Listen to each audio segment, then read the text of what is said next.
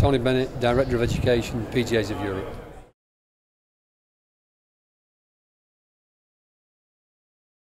It's a golf show, and so people come to see the golf show, and if they can get some education, if they get some learning that they can take away and action in their own environment, whether it be that a retail shop or the driving range academy, whatever it is, then I think they're very happy to go along to sessions and do some learning. I think I keep it away from education and seminars. I keep it into what we call it now the learning zone. So people can go along, they can take 20 minutes, they can listen to an expert in that particular field. They have 3 top tips, and those 3 top tips will be able to give them something tangible to be able to take away and work in their own shop or in their own retail environment. So I think from that point of view it's been very good. It's something that we've trialled before. There's 20-minute sessions, 10 minutes Q&As, and it's relatively intimate setting as well.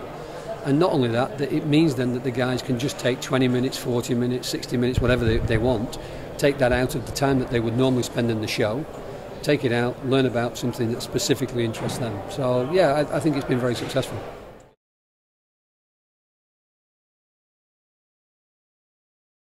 We had Matthias Lopes, who was from Portugal. He works for an organisation called Multi-Mal Management. They manage shopping centres around Europe. So he's the coordinator for the whole of Southern Europe.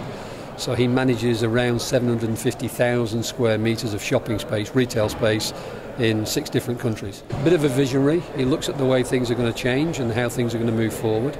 And so some of the insights that he gave to how online work and bricks and mortars, how all of that will connect is very interesting. How social media is affecting the retail environment, so that's also very interesting. So yeah, he's an expert in that area, and I think some of the people that I spoke to that came out of there were really interested about how they could use some of the lessons from the big boys, and they are big boys, and how they could use it in their own professional shop or their own golf club.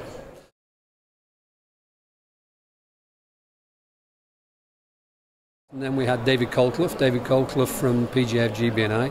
He's head of member education, and David's an expert when it comes to expertise in coaching. Well, he has an MPhil in sports coaching, and his research was into expertise of coaches. What makes an expert coach? How do they go about becoming an expert coach? What are the traits of expertise?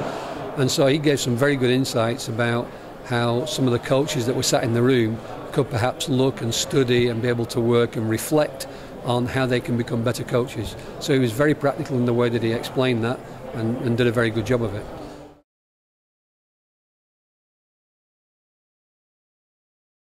Jim Long from golfbreaks.com. He's been involved in travel for a number of years. A PGA golf professional himself, set up Long Shot Golf a number of years ago, and has worked for many of the large organisations such as TWA, Trust House Forte and so on. So Jim brings a wealth of experience, but not only as somebody who's involved in the travel industry, but also as a golf professional. And so he sees the way that golf professionals can maximise the way that they do business in the winter for many of those countries that can't play golf in the winter, or maybe it's not quite so nice to play golf in the winter. So I think he gave some very good insights about organising and about the way that they do things in order to be able to make a very good business out of those, shall we say, more quiet winter months that they traditionally get.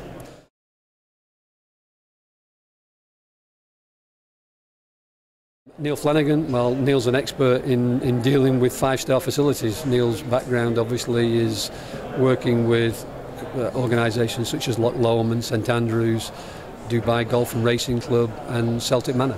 So wealth of experience in managing those type of operations. And I think he brings an interesting part in that he talks about the brand you. He talks about how can you brand yourself and how can you make that brand valuable to future employers. So I think he does that extremely well, and I think he also pricks our conscience a little bit when he says, you know, what's your CV look like? What value are you bringing to the golf clubs? So I think he did that extremely well, and there was certainly a very attentive audience for what he was talking about.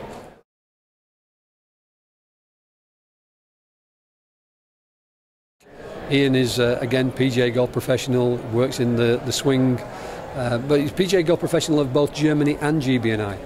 And so I think that's quite interesting that he's worked in both markets, he understands both markets extremely well, and he works with all kinds of players. And he's embraced technology, he's embraced training aids.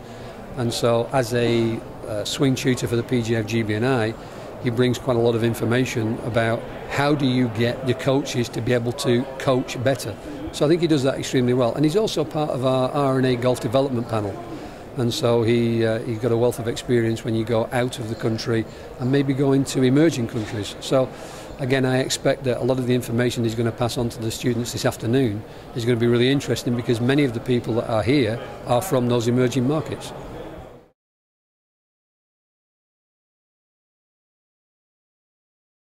Augsburg, I think they've really tried very, very hard to put on a good show.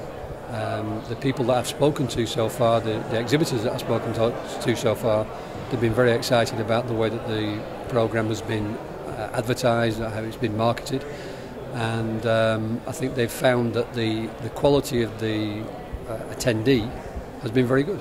So no, I think it's been a good show. I think it's a good start, and probably the resurrection of Golf Europe.